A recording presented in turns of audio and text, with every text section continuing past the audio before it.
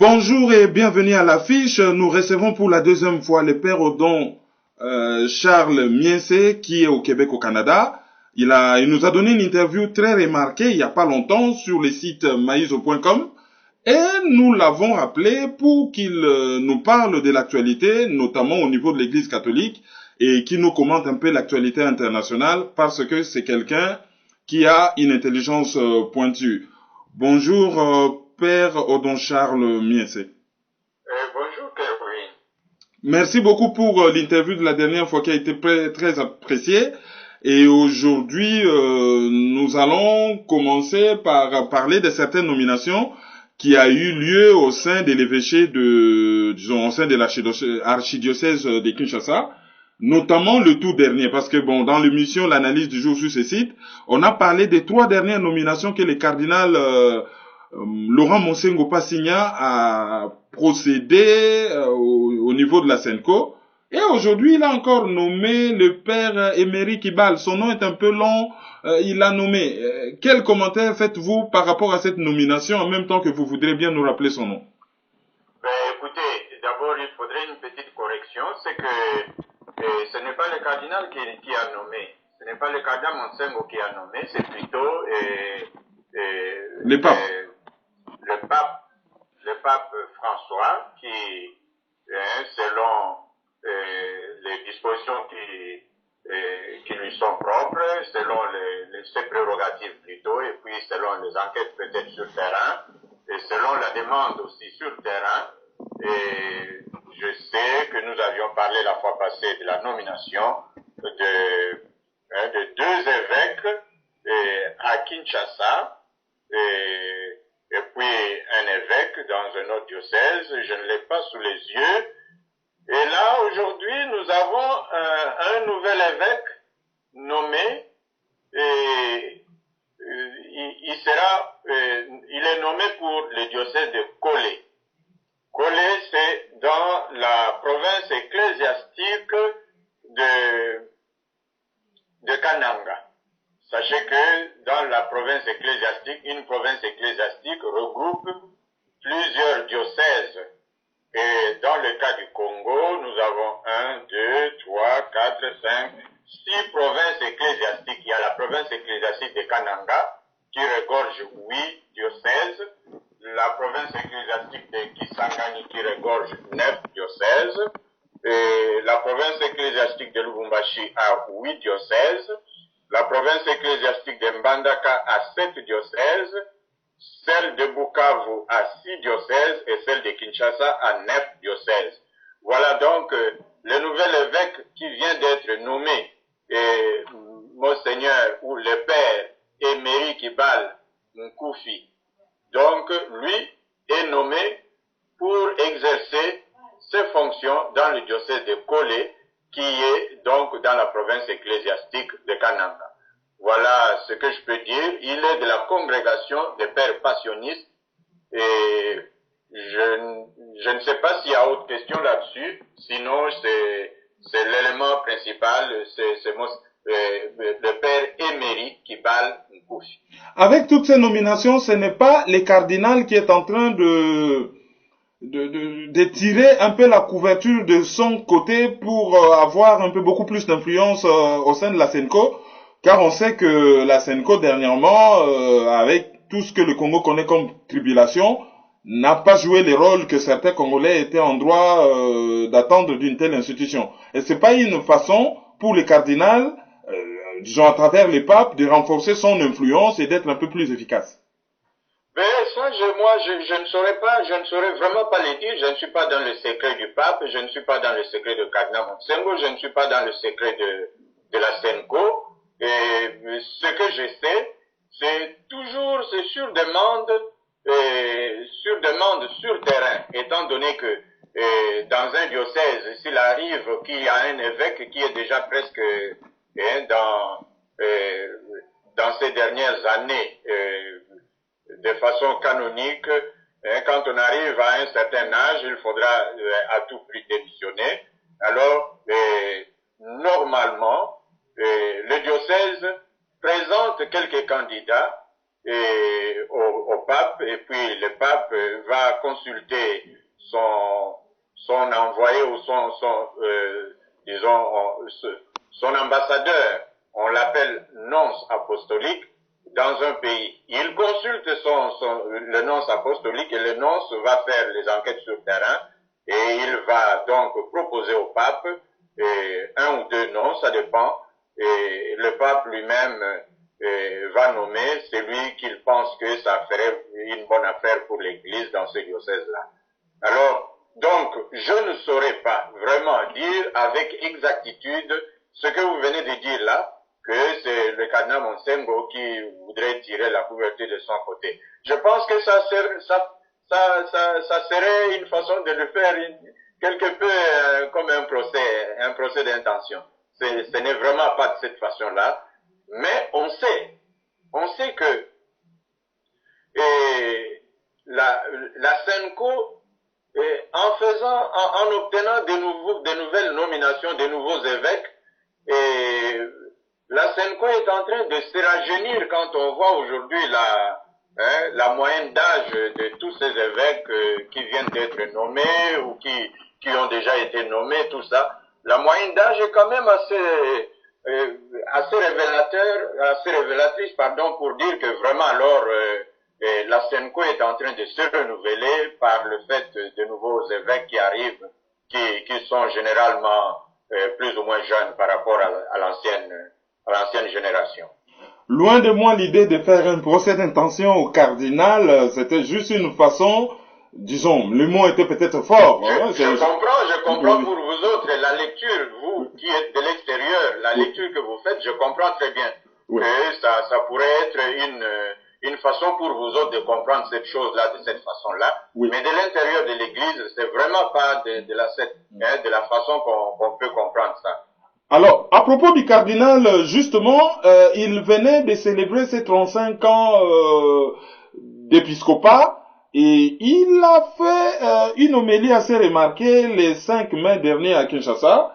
Et dans cette homélie, il affirme, il dit que la hiérarchie de l'Église n'est pas pour dominer mais pour servir. Et il dit encore dans cette homélie que l'Église doit avoir un souci particulier des pauvres, des faibles, de ceux qui souffrent, des marginaux de toutes sortes. C'est des propos assez forts dans un pays où certaines personnes qu'on a qualifiées à tort ou à raison de marginaux ont été enterrées dans une fosse commune. À l'époque, on n'a pas entendu la voix de l'Église aussi fort. C'est dichotomique ces messages et les comportements de la hiérarchie de l'Église par rapport à ces dossiers.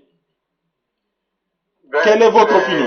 Je ne sais pas à quel niveau se trouve votre question, mais sinon ce que je peux comprendre, c'est que le cardinal a fait la synthèse ici, en fêtant ses 35 ans d'épiscopat. Il l'a fêté le 4 mai et à la cathédrale Notre-Dame du Congo. J'ai sous les yeux ici l'homélie qu'il a faite à cette occasion-là. Et pour préciser juste la question, c'était quelle analyse faites-vous d'un côté le chef de l'Église catholique qui, dans son homélie, fait un discours en faveur des pauvres que l'Église doit protéger, et de l'autre, la même Église, c'était lorsque certaines personnes considérées comme pauvres et faibles sont jetées comme de la chair dans une fosse commune. C'était plutôt votre analyse par rapport à ces silences. Bon, le silence, si vous vous souvenez, nous avons déjà fait une longue intervention là-dessus, par rapport à ces silences, n'est-ce pas, de l'Église hiérarchique au Congo. Et étant donné que la situation va de mal en pis et que la population se retrouve comme, n'est-ce pas, des brebis sans berger, et cette population s'est fait massacrer, cette population s'est fait écraser, et la marche, quelqu'un qui sort pour marcher, manifester son mécontentement par rapport à la mégestion du pays, donc cette population-là s'est fait écraser, comme des mouches, tout ça, et que l'Église qui est censée d'être protectrice, n'est-ce pas, de toutes ces brebis, l'Église se tait. J'ai déjà largement parlé là-dessus. Et je faisais comme une espèce d'une interpellation, moi en tant que fils de l'Église, moi en tant que un des membres de l'Église, je me disais, mais comment est-ce qu'on peut expliquer ce silence? C'était un silence qui m'intriguait beaucoup et qui continue à nous intriguer, nous tous d'ailleurs. Alors j'avais lancé, il y a de cela déjà, n'est-ce pas, un mois, j'avais lancé ces cris de détresse, me disant, est-ce que nos pères les évêques ne peuvent-ils pas, n'est-ce pas, se prononcer là-dessus, étant donné que tous les ingrédients sont réunis pour finalement constater que ce qui nous arrive là, ce qui arrive au pays, ce n'est pas un fait du hasard, c'est un complot ourdi par des grandes puissances et qui se servent de nos voisins, et pour ne pas les citer, c'est le Rwanda, c'est l'Ouganda, c'est le Burundi, et puis avec tous les autres complices à l'intérieur de l'Afrique, et ceux qui ont le pouvoir maintenant au Congo, qui sont des hommes de main de toutes ces grandes puissances. Et alors, je pensais que l'Église ne pouvait pas rester.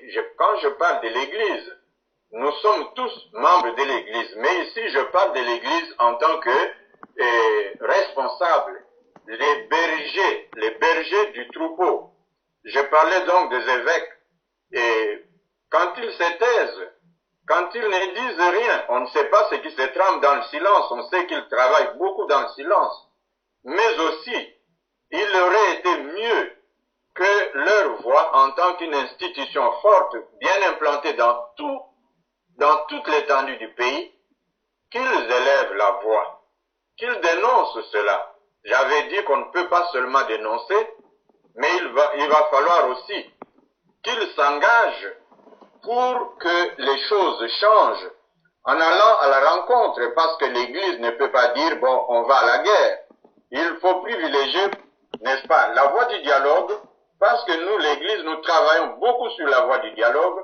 Donc, moi, je les invitais à entrer dans cette voie du dialogue, aller plus loin, toucher les commanditaires, toucher n'est-ce pas, ceux qui jouent l'intermédiaire, et puis toucher ceux qui sont sur le terrain pour exercer le pouvoir, n'est-ce pas, par défi. Donc, de cette façon-là, en regardant tout ce qui s'est fait, j'ai tiré la conclusion, et en lisant tous les écrits que les autres ont écrits, tous les analystes qui ont fait, n'est-ce pas, beaucoup d'analyses, on était en droit de dire les pays étaient sous occupation, alors les évêques ne devraient pas garder silence parce qu'en ce moment-là, ils abandonnaient les brebis. Et voilà un peu ce que je pourrais dire. Et cette analyse, ou plutôt l'homélie que le cardinal vient de faire lors de ses 35 ans, nous révèle qu'il y a réellement ces soucis-là. Et il a repris ici dans son homélie pratiquement la synthèse de toute son action pastorale. Vraiment alors, toute son action pastorale dans un engagement à fond, dans un pays comme le nôtre, où il a lui aussi écrit sa page d'histoire.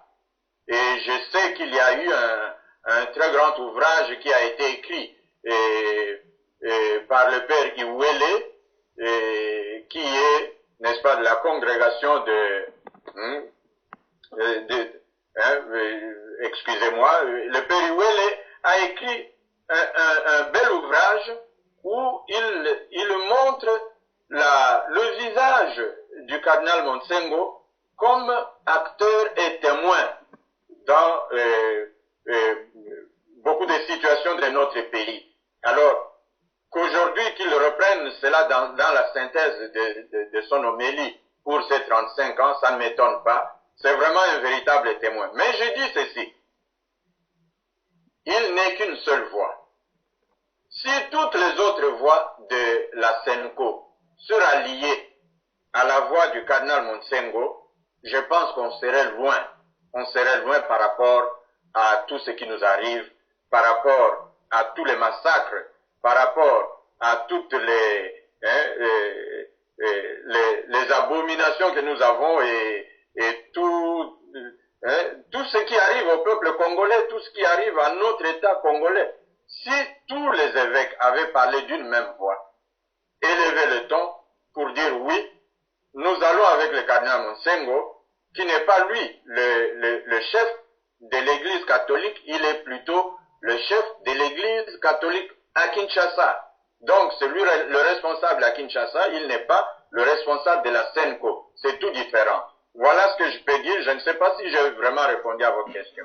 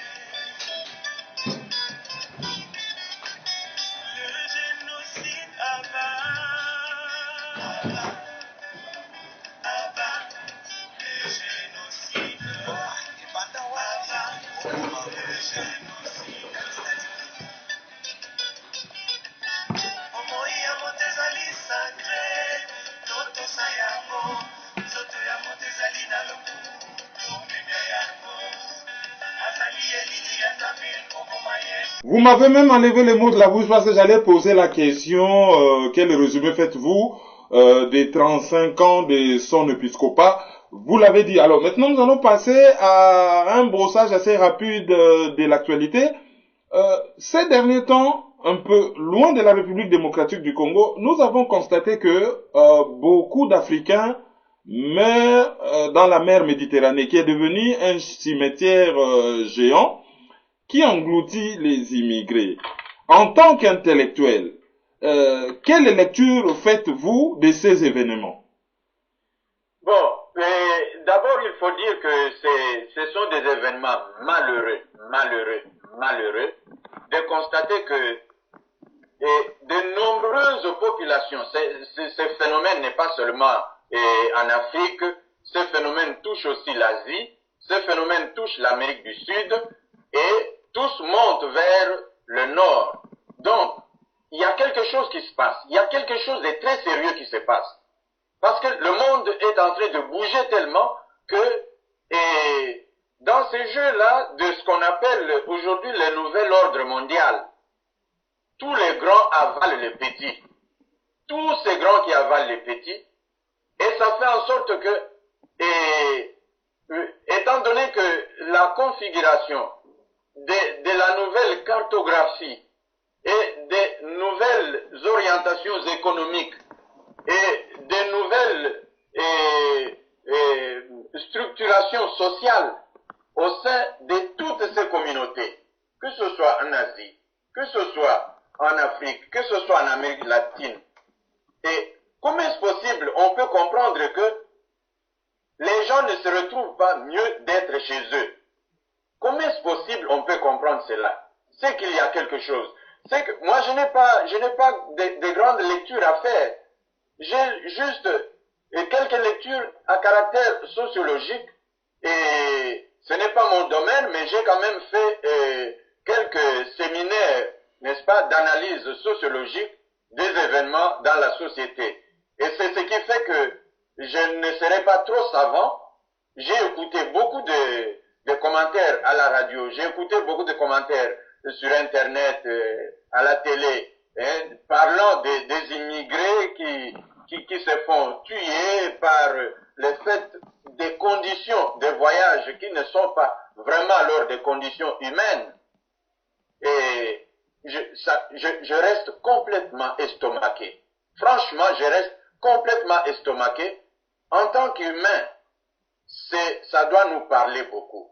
Il y a d'abord ceci, comme je l'ai dit, dans ces grands tournants du nouvel ordre mondial où les financiers, les grandes puissances ont tout à dire et dictent leur volonté à toutes les sociétés qui n'ont pas leur envergure. Donc, nous voyons là toutes ces sociétés qu'on appelle des sociétés en développement et où les dirigeants ne sont pas élus par les populations locales. Ce sont des dirigeants qui leur sont imposés par ces grandes puissances, qui leur sont imposés par les multinationales et ces ténors de ce qu'on appelle le nouvel ordre mondial, les financiers. Donc, tout ce qu'ils imposent à tous nos pays du Sud, c'est de nous mettre à genoux et de suivre ce qu'ils veulent selon leur volonté. Et voilà qu'ils nous volent nos élections, ils nous nomment des dirigeants qui ne sont pas de notre goût, et ces dirigeants sont leurs chiens de chasse dans nos milieux, et ils nous gouvernent par défi, et ils font de nous donc des chairs à canon. Dès que nous voulons sortir pour réclamer nos droits, ils nous tuent dans un silence total de ce qu'on appelle abusivement la communauté internationale. Et quand vous touchez à leurs intérêts, ils font, n'est-ce pas, ils bougent dans le monde entier pour réclamer le droit. Mais c'est comme si le peuple, n'est-ce pas, du tiers-monde, si je peux retourner encore dans cette terminologie qui n'a plus sa place, et c'est comme si tous ces peuples-là sont des peuples de seconde zone, sont des sous-hommes, et il faut continuer toujours à les maltraiter. Voilà donc comme conséquence la malgouvernance dans tous nos pays du Sud, et cette malgouvernance fait en sorte que nos peuples ne se retrouvent pas mieux chez eux. Ils pensent que le mieux-être, voir l'Europe, comme on nous disait dans le temps, voir l'Europe et mourir. Donc, comme si l'Europe c'était le paradis, comme si les États-Unis d'Amérique, le Canada, c'était le paradis, et voilà que les drames arrivent vite. Donc, tout ce qui arrive, il faudrait prendre tout cela en compte.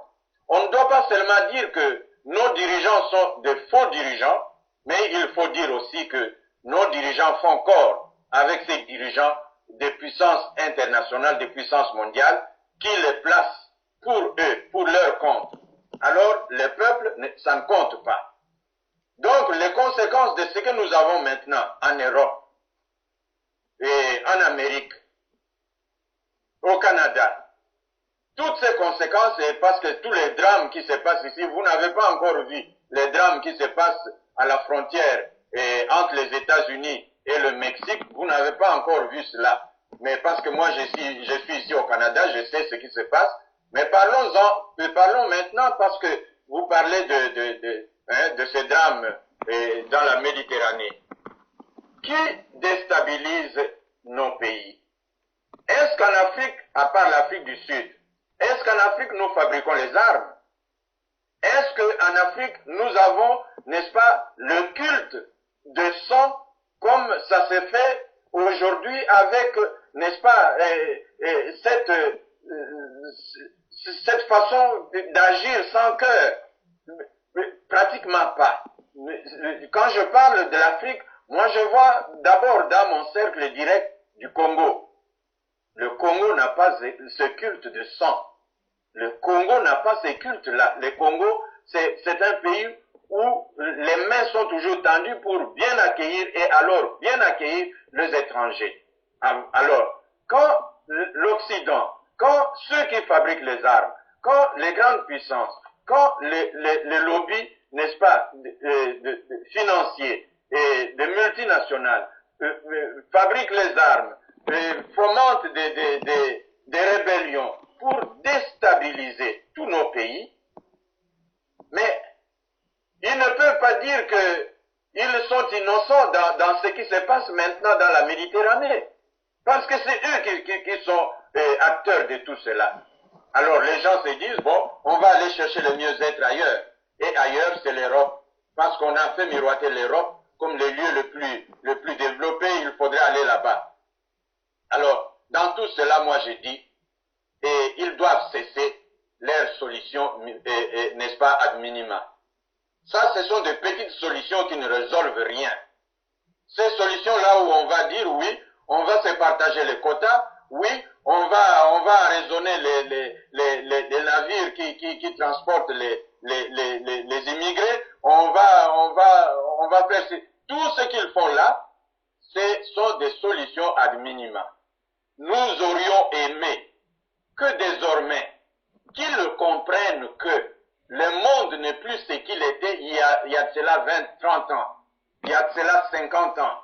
Le monde a tellement évolué que aujourd'hui, nous devons parler, n'est-ce pas, en termes de gagnant-gagnant.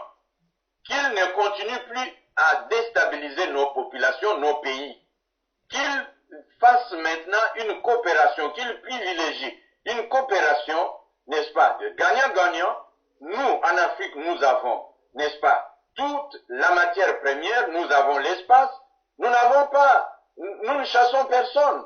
Nous avons besoin donc que nous puissions avoir désormais la coopération gagnant-gagnant, de sorte que, en faisant cette coopération gagnant-gagnant, qu'il y ait un développement parallèle, un développement simultané, parce que eux, ils sont déjà développés, qu'on développe aussi chez nous toutes les infrastructures qu'il faudrait pour que les populations trouvent du travail, que les populations vivent mieux chez elles, que les populations s'épanouissent chez elles, et que ce développement qu'il y a au nord, qu'on puisse aussi promouvoir un développement au sud. Et c'est de cette façon-là seulement que les flux migratoires que eux ne veulent pas pourraient être arrêtés. Mais je ne dis pas que l'immigration sera arrêtée totalement. Non. Les migrations sont toujours, n'est-ce pas, le lot des populations depuis que l'homme existe sur Terre. Voilà ce que je peux dire. Je ne sais pas si j'ai répondu à votre question. Et au moins, le point de vue que j'ai aimé, c'est celui-là. Je suis effaré de regarder, n'est-ce pas, cette impuissance de ce qu'on appelle la communauté internationale devant, n'est-ce pas, des hommes qui meurent sous leurs yeux parce que c'est eux qui sont à la base de ce qui nous arrive. Avant de nous quitter, l'actualité, c'est les Burundi, où le président Nkurunziza est dans une situation inconfortable à l'étranger, il ne peut pas rentrer dans son pays, il y a un coup de force en cours. Alors, quelle lecture faites-vous des événements? Il y a les faits, comment les lisez-vous et comment vous projetez-vous dedans? Comment voyez-vous l'avenir du Burundi? L'avenir du Burundi, moi je ne suis vraiment pas un analyste politique. Bon, je regarde quand même, je puis émettre un petit avis. Et bon, c'est un avis personnel, ça ne m'engage que moi. Moi je pense que il faudrait d'abord être, du point de vue du droit, il faudrait être juste et cohérent, n'est-ce pas? Quand on a dit je vais faire un mandat, tu fais ton mandat et tu pars. Mais en faisant une analyse pour regarder selon selon ce qui s'est fait sur terrain, on peut finalement nuancer un peu cette position. Ben, j'ai écouté votre analyse il n'y a pas longtemps et je pense que j'adhère tout à fait à l'analyse que vous avez faite, mais il faut aussi savoir prendre absolument n'est-ce pas, les choses à temps pour que nos dirigeants d'Afrique ne puissent pas s'éterniser au pouvoir indéfiniment. Quand ils goûtent au miel, c'est comme si pour eux, quitter le pouvoir, c'est un tabou. Mais on sait qu'ils veulent se protéger toujours et toujours par le fait que parfois ils ont mal géré et qu'ils auront des comptes à rendre, alors ils veulent continuer à être encore au pouvoir pour bénéficier de l'immunité par le fait qu'ils seront au pouvoir. Mais ce que je peux dire, je puis simplement inviter nos populations à rester vigilantes pour que, n'est-ce pas, qu'on ne puisse plus avoir des dirigeants qui s'éternise au pouvoir, mais qu'il sache jouer sur la fibre de l'alternance quand le moment est venu, savoir quitter à temps et être encore utile pour son pays du moment où on a laissé le tablier à un autre en toute simplicité. On aura toujours encore besoin de vous parce que vous restez une ressource pour le pays. Voilà ce que j'ai dit à tous nos dirigeants d'Afrique. On a besoin de vous. Quittez le pouvoir du moment où vous devez quitter pour qu'on ait encore besoin de vous le moment venu, parce qu'on aura toujours besoin de vous quand vous avez bien géré. Voilà ce que je peux dire. Mon père, je vais vous poser une question qui est d'actualité ici en France, mais à l'international, beaucoup de gens ne le savent pas. Juste pour terminer cette émission, il y a un animateur radio très connu, chef d'entreprise, quelqu'un qui est très engagé dans la défense de la cause noire, notamment ici en France, Claudicia, qui fait une grève de la faim. Je sais que vous avez bien suivi cette actualité.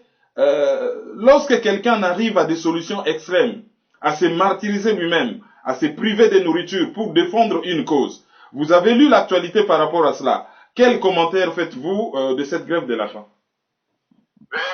D'abord, je dois féliciter ces dignes fils du peuple, de mon peuple, le fils de mon peuple. Je dois le féliciter. C'est quelqu'un qui fait l'honneur, qui fait notre honneur. Claudiciard est donc fils spirituel d'Aimé Césaire, de France Fanon, de Léopold Sédar Senghor, de Kwame Nkrumah, de Cheikh Anta Diop, de Théophile Obenga, des cardinal Joseph Albert Maloul, je peux citer tant d'autres. Donc, si Claudiciard se met dans cette ligne, c'est qu'il est en train de faire en sorte que tous nos dévanciers qui ont travaillé dans la voie de ce qu'on appelle l'éveil de la conscience noire, pour que les Noirs, à travers le monde, puissent prendre conscience qu'ils ont leur devenir entre leurs mains et qu'ils doivent faire tout pour quitter, n'est-ce pas, et le bas de l'échelle pour finalement monter et se hisser une place au soleil. Je pense que Claudiciard a toutes nos félicitations, il a tout notre soutien. Et je ne peux pas comprendre que nos bourreaux d'hier se convertissent aujourd'hui en faiseurs de bien par le fait que ce sont eux qui ont, n'est-ce pas, écrasé le peuple de notre race, de notre, les fils de notre peuple, que ces gens-là qui aujourd'hui deviennent comme par un coup de baguette magique nos bienfaiteurs pour que nous puissions... Non, il ne faudrait pas croire cela. Ce que j'ai lu de cet article, n'est-ce pas, sur votre site, et ce que nous avons écouté aussi sur d'autres radios, tout ça, de ce que Claudiciard est en train de subir, c'est simplement un complot. C'est vraiment alors un complot qui a aussi des allures politiques et qui voudrait que la voix des sans-voix, la voix du peuple noir, la voix, n'est-ce pas, des fils et des filles de mon peuple à travers le monde puisse ne pas se faire entendre, que cette voix ne puisse vraiment pas être accessible aux confins des terres où nos peuples sont acculés parfois et qui adhèrent massivement dès que Claudiciard parle. Donc, Claudiciard commençait à devenir pour eux comme une menace. Donc, et lui je ne sais pas si j'ai bien compris, ils étaient donc à 3 actionnaires d'une unité de production radiophonique. Tropique FM, voilà oui. Et un complot se joue derrière son dos après qu'il ait démissionné pour, n'est-ce pas, des raisons que tous nous connaissons. Et il revient, après avoir démissionné de l'autre côté, il revient pour reprendre son poste, et voilà qu'on lui ravit, n'est-ce pas, son outil de travail. On lui ravit, n'est-ce pas, la voix des sans-voix. Et cette radio Tropique FM, était pour lui l'instrument pour vraiment alors que la voix des sans-voix puisse être diffusée partout. Ce qui arrive donc, c'est un complot. Tout ce que je peux dire, c'est un complot. Tel est donc ce que je peux dire pour l'instant. Si vous voulez qu'on aille un peu en profondeur pour étayer d'autres éléments, nous pourrons le faire à un autre moment. Mais au moins pour l'instant, il a tout notre soutien que ce combat-là est un combat noble. C'est un combat juste. Voilà, donc vous faites en fait allusion au cahier des charges de la radio Tropique FM qui a été modifié. Des radios communautaires pour le français ultramarin, c'est devenu au fil du temps, petit à petit, une radio commerciale. Bon, il y a une mission de conciliation qui a été convoquée suite à cette grève de la faim par le CSA, les Conseils supérieurs de l'audiovisuel. Nous suivons l'actualité à la loupe et nous vous tiendrons au courant. Je vous rappelle juste que le père Odon Charles Miense est au Québec, au Canada. C'est lui l'ancien responsable, de toutes les façons, ancien ou pas ancien, le père de Bilengue à Mwinda, donc quelqu'un de très connu, et qui généralement a un point de vue assez pointu, qui nous a toujours intéressés sur maïso.com. Merci mon père d'avoir accepté de nous donner cette interview. Merci à vous.